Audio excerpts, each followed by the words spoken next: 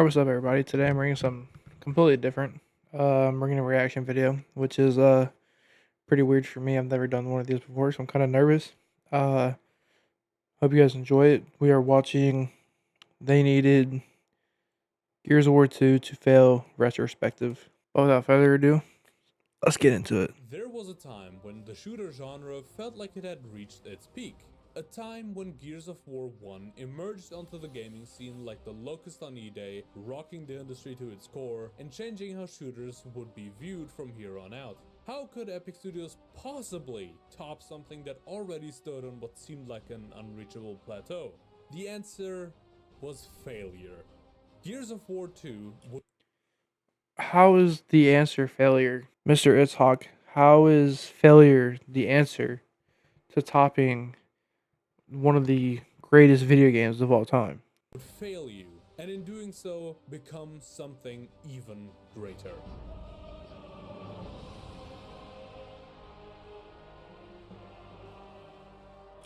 It definitely did. Gears of War 2 definitely became something much greater than Gears of War 1. That is for sure.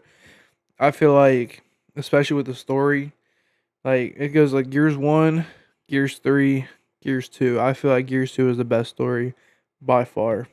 So I definitely agree with his statement on this one. Unlike the first game, which was largely seen as a risk by the higher-ups at Microsoft due to its, for the time, gratuitous amounts of gore, its sequel was met with a very different reaction. One of excitement. This confidence inspired Xbox to use a bold marketing strategy, using the Xbox itself as the stage on which they would build their audience and their hype. Their boldness to bring the marketing to the customer was shown during GDC 2008, where, alongside the reveal of the sequel, they would release a teaser trailer via the Xbox Marketplace showing off the new chainsaw. Damn, Gears of War 2 was revealed in 2008. That's like 2 years after I was born. That's crazy to think. Now bro, I feel so old now. Dueling mechanic.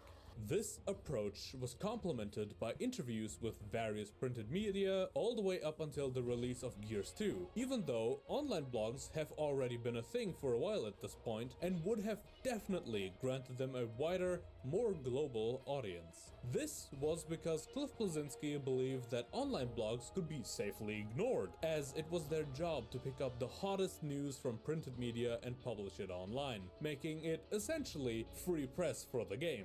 Over the next few months, Microsoft would position Gears of War 2 as their big ticket item and treat it like the equivalent of a summer blockbuster movie, but for games. During the 2008 E3 presentation, Gears 2 would be their centerpiece and showed off a new trailer, Rendezvous with Death, which depicted a battle scene in the Hollow and hinting at something going on with Dom, new images, footage, and a hands-on demo for those in attendance, and later a global demo.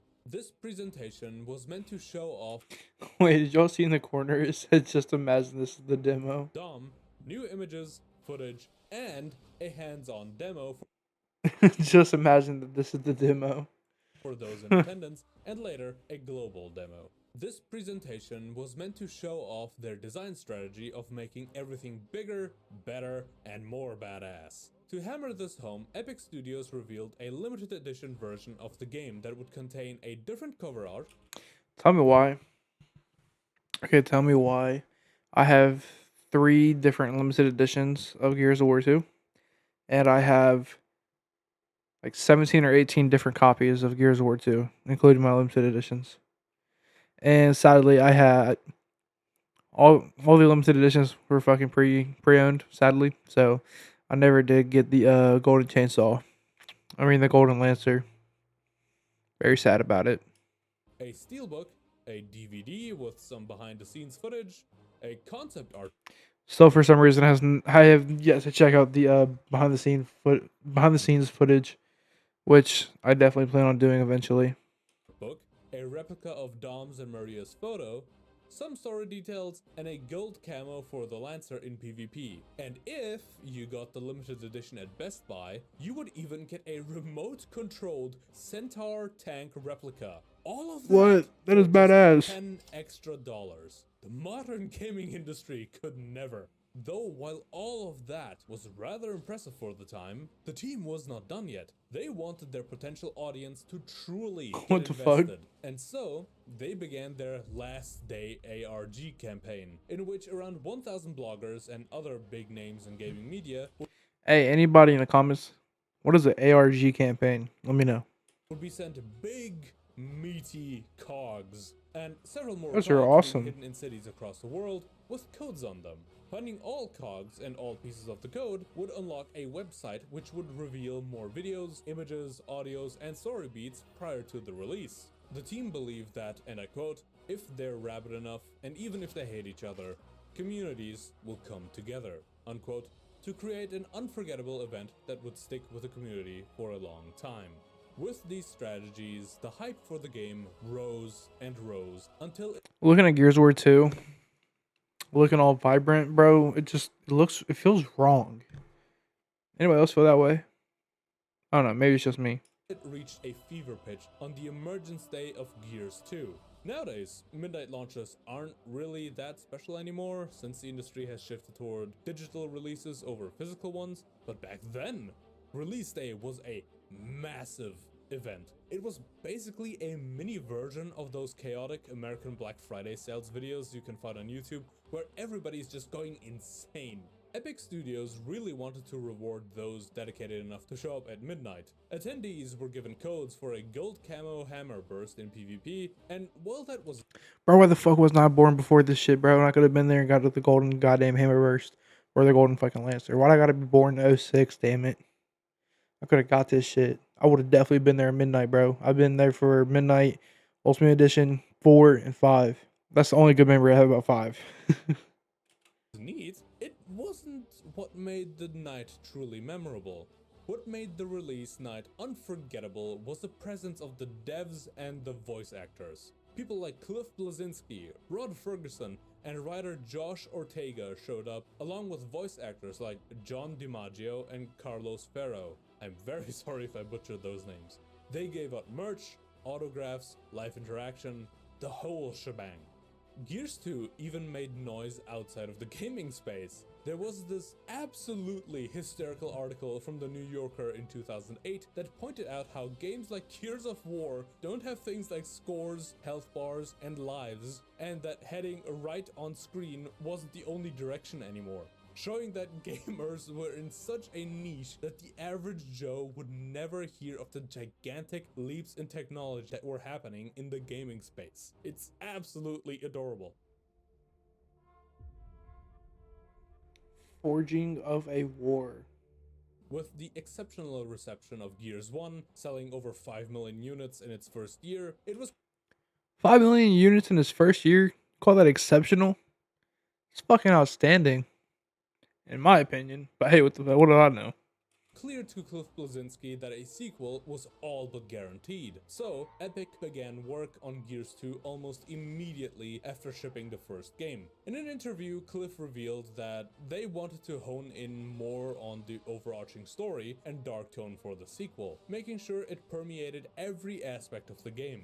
Gears 2 was seen as a project that had to add flourish to an already great, if a little drab, base. And with a fixed release date looming, development had to change across the board. One of the first major changes was getting a special envoy to directly relay needs between Epic and Microsoft, cutting through the usual bureaucracy to get something approved or changed. This helped a lot, especially since they adopted a best idea wins mentality, meaning that if a new idea beat out a current one, they would just adjust everything to make that idea work.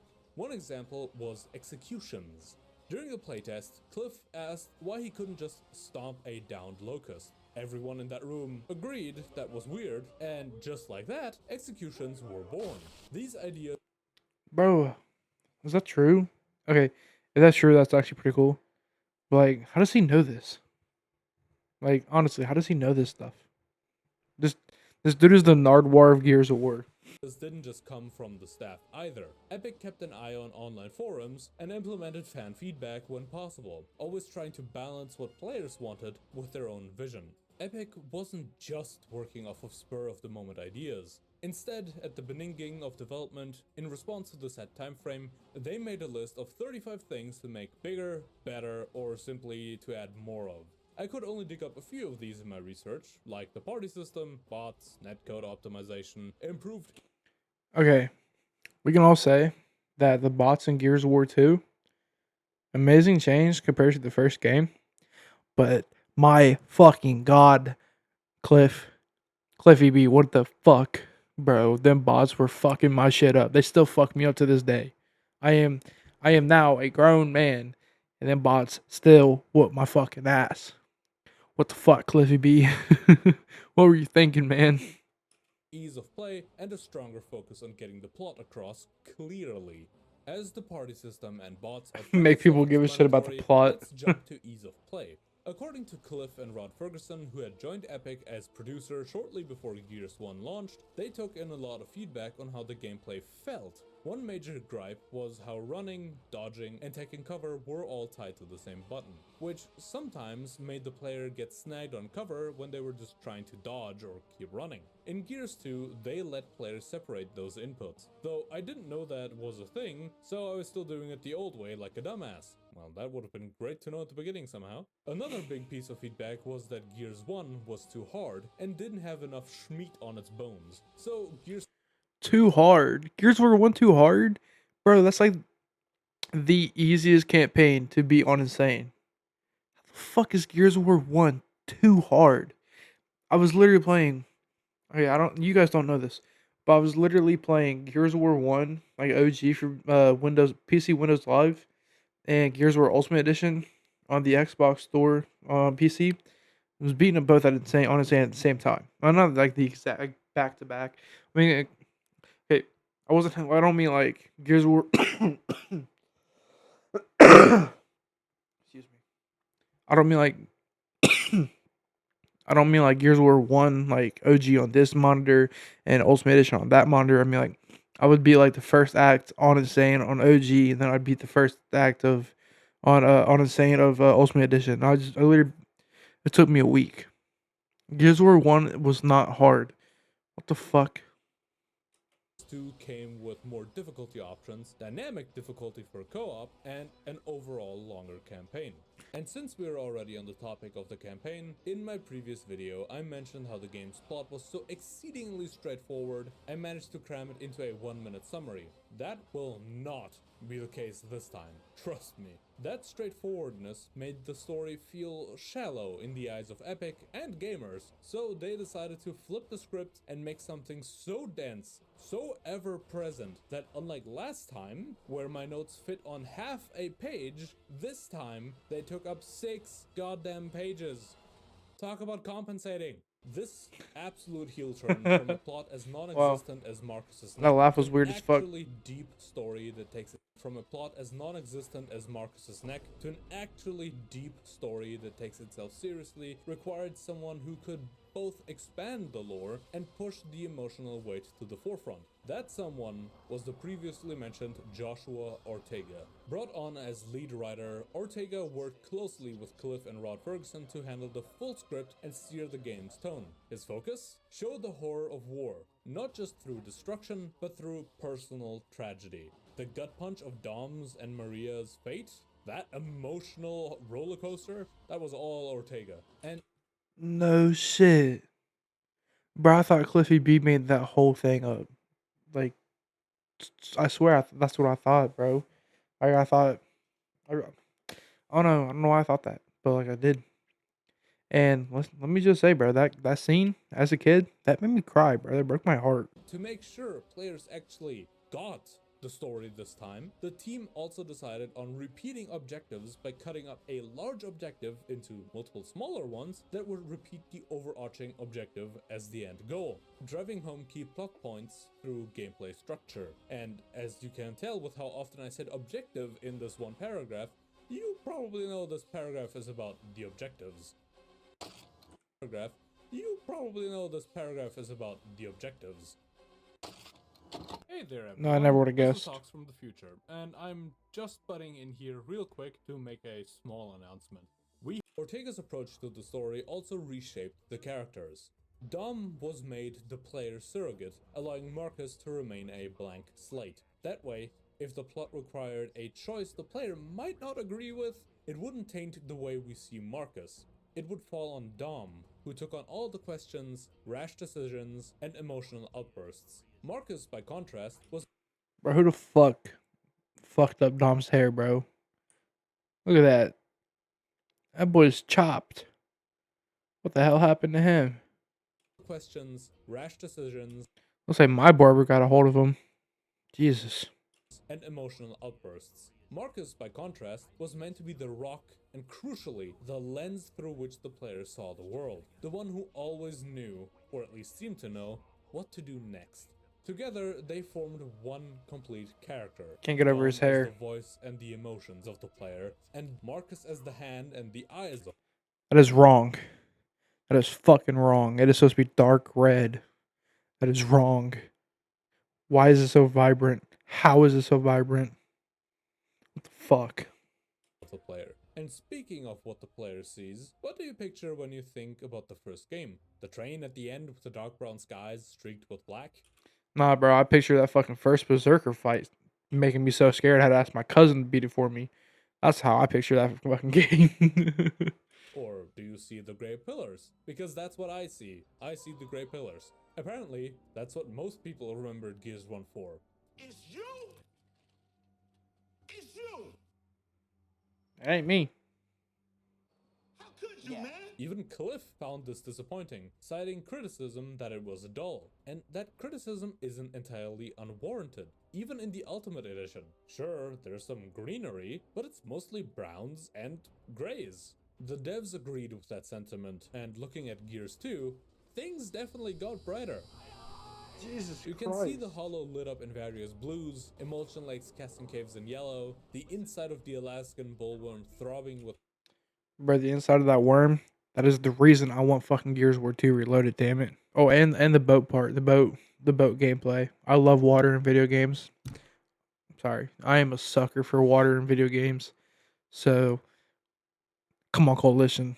Just do me a solid, man.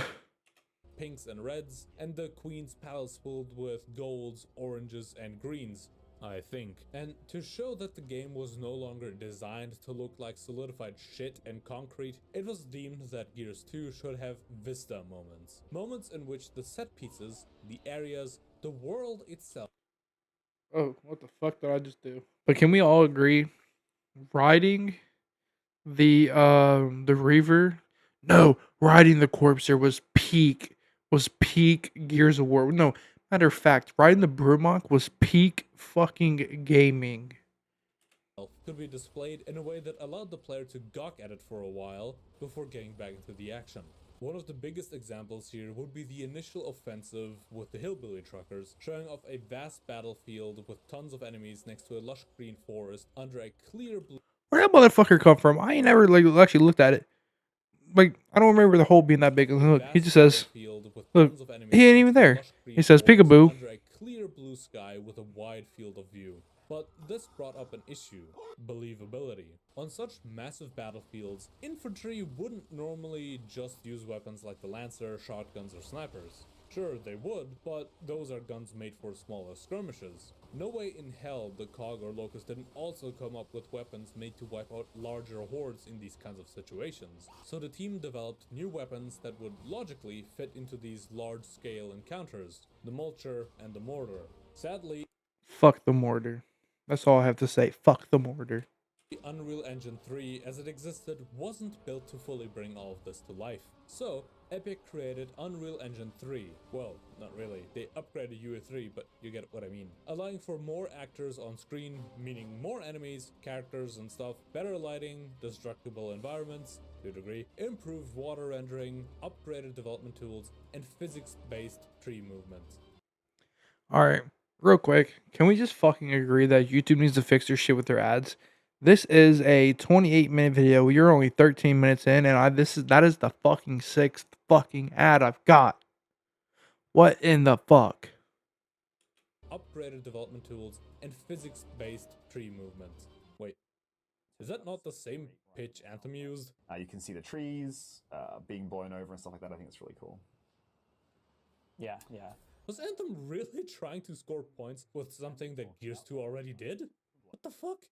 These changes let the team amp up player interaction, using Locust as meat shields, chipping away cover, and improving in-game models while using fewer polygons, which definitively would have helped out the 3D artists, as some characters would take up to 6 weeks to fully create. And a last little fact before we move on, 6 weeks. Gears of War was originally envisioned as more of a Battlefield style game before evolving into the tight cover-based shooter we know today. Though the only thing that Gears has in common with Battlefield are the multiplayer modes. Gears of War 2 features the already known modes from its predecessor, single player story, co-op story, and PvP. But this time around, Gears has a new addition, something that would hopefully not make you want to rage as much, or make you rage even more depending on what you were looking for. Horde mode. Out of these modes, I specifically want to highlight two.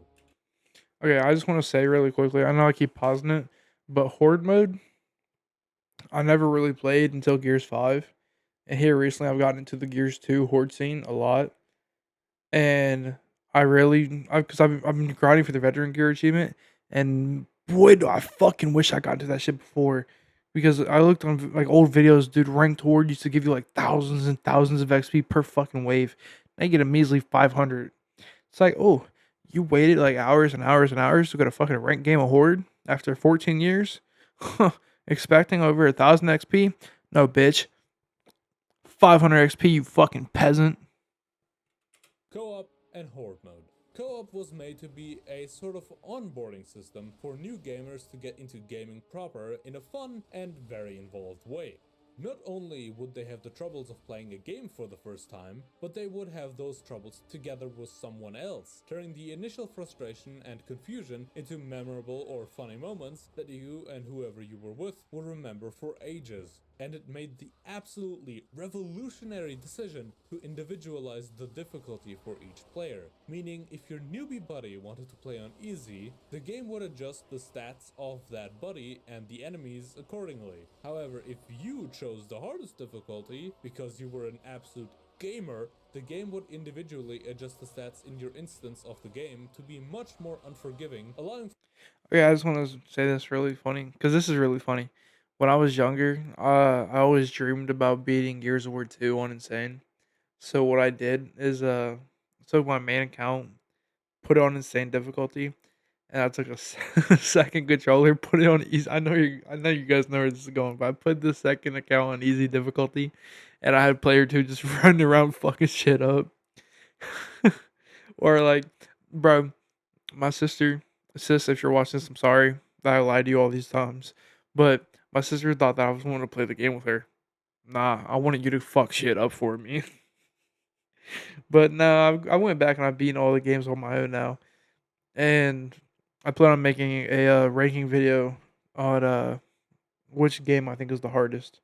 Fuck you, Gears 4. For both of you to have fun in your own way. In 2008, why did we not adopt this in every game since? How is this not the norm? Holy shit! On the other side of the spectrum is the Horde mode. Unlike the co-op story mode, Horde mode was meant to actually not be beaten, or rather meant to not be beaten without trying your asses off. It was meant to emulate the feeling of going to the arcade. Never truly beating the game, but always trying to get further and further, only to be brutally beaten down again and again, chasing ever higher scores. I would talk about PvP and how popular it is, but I personally didn't find anything too interesting to talk about, aside from, yeah, it was solid. But was it as solid as the story? All right, this is the fucking seventh ad and counting. I'm tired of having to rewind. Damn it. Aside from, yeah, it was solid. But was it as solid as the story?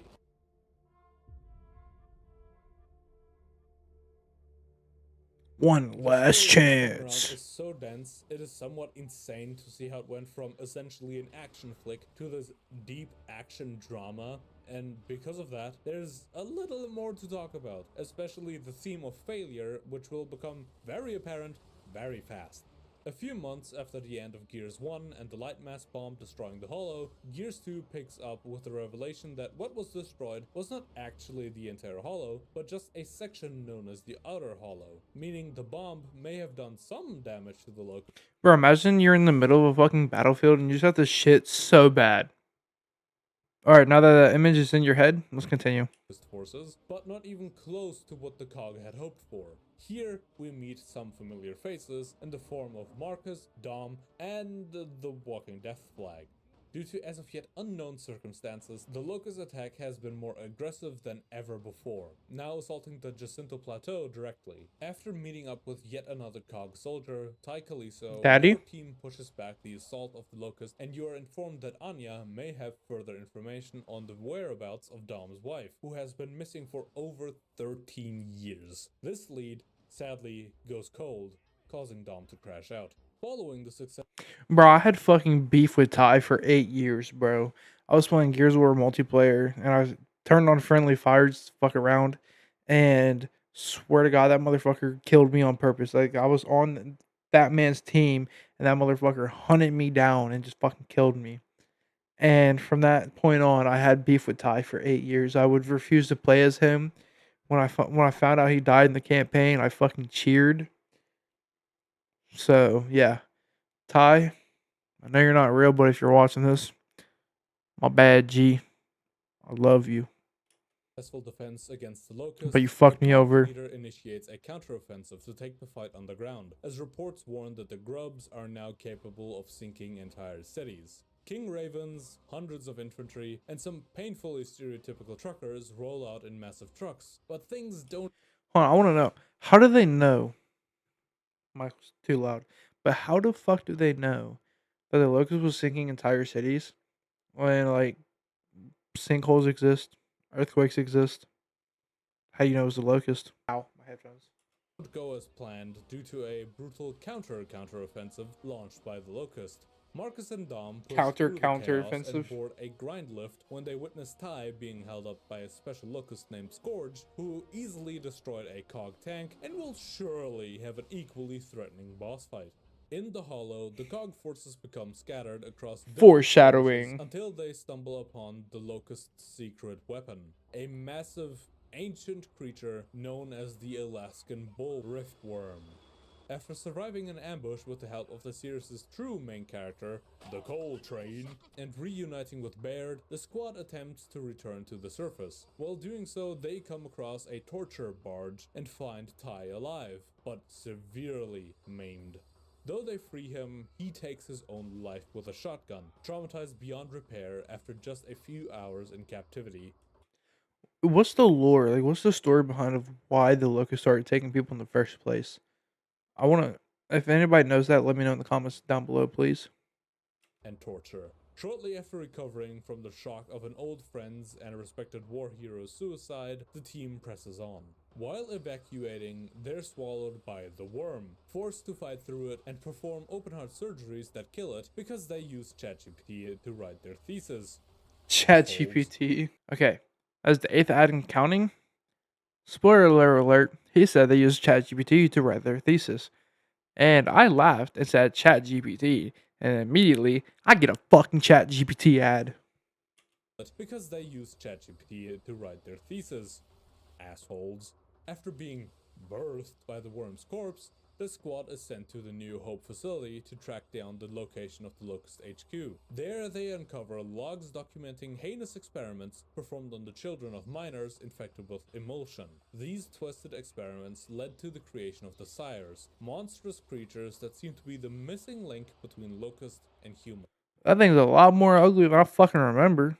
Oh my god. It looks like. Hold on. The Sires, monstrous creatures that Bro, it's like a even more fucked up version of Baby Force J's.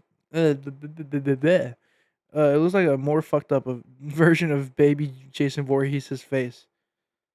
My god, what a specimen.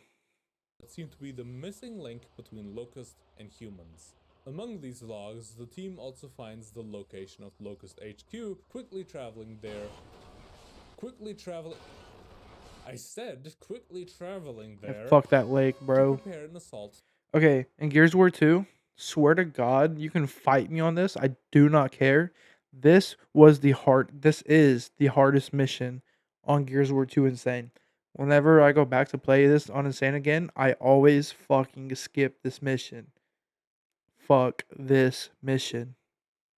to bring the fight to the Locust. Here they find a group of stranded who point them towards the Nexus and the potential location of Maria. Once in the stronghold, Dom and Marcus find Maria, much to Dom's relief. Maria first appears to be uncannily okay. So well, in fact, it is no surprise that what we have seen was just Dom's delusion. Maria, in reality, is horribly scarred, malnourished, blind, and most likely lobotomized. Seeing her in this state makes Dom completely break down. What's lobotomized mean? Somebody help my young brain out. Even though, deep down, he knows what must be done. Dom says his final goodbyes to Maria and shoots her. Damn, A that shit huge still gives me potential chills. detail to point out here is that Marcus may actually be listening for a second gunshot, since he stops moving and looks back due to his past experience with Ty's death. From here on out, it is simply all-out war. The team storms the Locust Queen's palace, find out that the Locusts are having a civil war with glowing Locusts, call in the troops, and battle Scourge, the Bro, don't Locust be doing that priest to me, that bro. controlled the Rift Scared the Worm. fuck The out of team me. finds out that the Locusts are trying to collapse the Jacinto Plateau to both defeat humanity once and for all, and also flood a giant emulsion reservoir underneath the plateau. They decide that sinking the plateau is a good idea actually, but want to do so before the Locusts can evacuate. They hijack a Brumac to destroy the pillars holding up the granite plateau, Like I said, peak gaming. Peak fucking gaming right here. but it gets infected with emulsion and goes fully lambent, which they exploit to blow up Jacinto and ride off into the sunset. This is where the story ends, but an ending narration by Queen Mira hints at a foreboding fate that is yet to come to the fore, and a post-credit scene, eat your heart out Marvel, which reveals that Adam Phoenix is still alive and is not happy with our shenanigans on Jacinto. I was kidding. I ain't never heard that post credit scene before. Ever. War. War does change. Okay, that was the As we fucking worst previously voice learned in ever. the video that you can watch by clicking on the top right now, Sarah, the world where Gears of War takes place, is a planet torn apart by war. In this grim, ruined world, humanity fights for survival against an overwhelming threat from below, forcing the survivors into a desperate offensive against the encroaching darkness. This offensive dealt major damage to the Horde by wiping out the Krill, making the night safer, and incinerating troops in the Outer Hollow.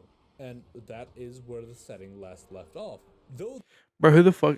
Who was the one to test that the krill died off? Like, who said, fuck, I'll take one for the team? Step out in the night. It was like, fuck all you bitches, I'm krill proof. this may have seemed like a victory, it turned out to merely be the opening act of an impending catastrophe. If you've reached this point in the video, you may have picked up on a theme that permeates the entire story and even the multiplayer design strategy: failure.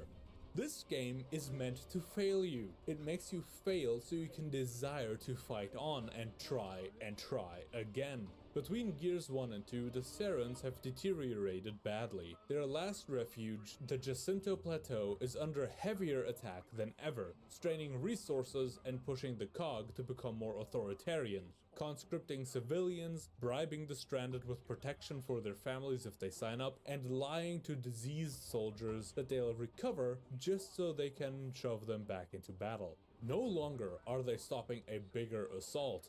They poked the wasp's nest with a nuke, which the fucking wasps survived, and now they're coming for everything the Serens held dear. Gears 2 takes the victory of the first game and reframes it as a hollow victory. Meanwhile, the Locusts are revealed to be anything but mindless. They have their own culture, their own religion, and way more organization than we ever imagined. Why do you No do longer that? simply killing Serens, but abducting them, That enslaving was them, funny as fuck. and torturing them, either for stress relief or twisted information gathering. Their new aggression has a reason, hinted at all the way Oh, my back in vape's burnt. Gears 1. My other one's missing. Something's wrong with the emulsion. In the first game, we saw glowing wretches, but no one On. Before he continues, besides the fucking Burmok at the very end, was the lamp in Gears 2 at all? Because I don't remember if they were or not. Knew what that meant. Now in Gears 2, the Locusts go all in with Yep. this assault because the Alright, never mind. I'm lambency just dumb. can't be contained anymore. It's breaking out, infecting them, and sparking a civil war they're actually losing. This game doesn't just show the failure of the light mass offensive, but personal failures too. Marcus missing the signs with Ty until it was too late, Dom arriving just a week too late to save Maria after searching for her for 13 years, and the COG's failures, such as covering up Rustlung, experimenting on children, and failing to fend off the Locust. And while these external threats rise, the writers decided the stakes still weren't high enough. A people at war for nearly a century changes fundamentally. War stops being an anomaly and becomes their identity. War becomes their home, the Their modus norm. operandi, their new normal. Tesserans worship war, celebrating new offensives, praising heroes, eagerly joining the fight. But the writers remind us that if you worship war, you owe it tribute, and it has come to collect. The game hints at even darker secrets. People are shown suffering from rust lung, a pneumonia-like disease with a deadlier, murkier origin, likely from the light mass offensive. Then there's the New Hope facility, where sires, horrific results of human experimentation, Also, fuck this part on Insane. Oh my god, this is like this and the fucking Centaur level are like close contenders for the hardest levels on Insane. were created, hinted at through lore about child experimentation, outbreaks, and staff murders. But the game leaves those breadcrumbs for you to piece together. And this theme of failure, it isn't just in the story, it's baked into the gameplay itself. Horde mode is designed to push you and your friends to the brink. It wants you to lose so a win feels truly earned. And PvP, well, okay, I don't think I need to explain how failure is built right into that experience. It keeps you coming back again and Yeah. again and again, just as if you were in an arcade where the games were just hard enough that you reached the desired goal. Going on to the ninth ad. Success through failure. Just like its Ah. predecessor, Gears of War 2 was a massive success, earning critical acclaim thanks to Epic Studios truly delivering on their bigger, better, and more badass promise. Critics It loved definitely it, did it. fans went nuts, and Xbox Live servers lit up like it was New Year's Eve. Reviewers praised its explosive visuals, refined cover-based shooting, and the emotional weight the story dared to dip its toes into, all while staying true to that over-the-top war movie energy that made the first one stand out. It was basically just more Gears of War, but louder, bolder, and with more enemies to chainsaw. The campaign was widely considered to be better than any shooter had the right to, and the game walked away with awards in all Agreed. the usual categories, chief among them Best Shooter, Best Co-op, and Best Graphics. This proved that Epic didn't just And may I personally say, best storytelling. catch lightning in a bottle. No, this proved they knew what they had was special and understood how to improve on it in all the areas that mattered. Gears 2 cemented the franchise as one of the defining heavy hitters of Xbox. And of course, it sold like crazy. Over 2 million copies were bought in the first weekend alone, making it one of the fastest selling games on the Xbox 360 at the time. By the end of its first year, it had passed the 5 million units sold mark, and once again helped spike Xbox Live subscriptions with its multiplayer modes. I still don't understand the they needed Gears of War 2 to fail title. Maybe that's just clickbait.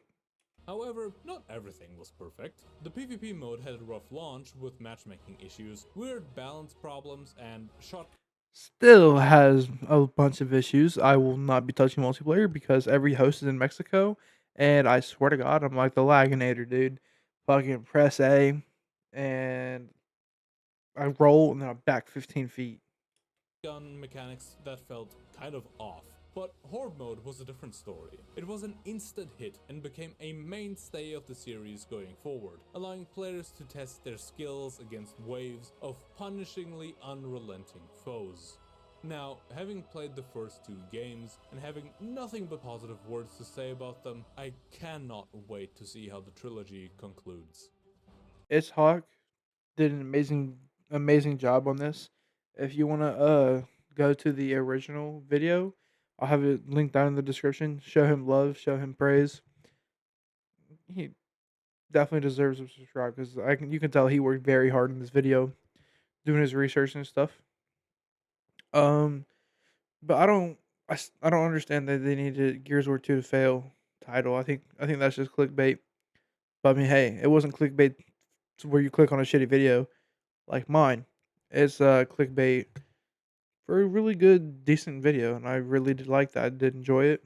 Um, yeah. I mean, besides having fucking millions of ads, yeah. Uh, that just dropped. But yeah. I love y'all. Y'all take it easy. Um, main thing I learned from this video is that Gears of War 2 is a certified banger.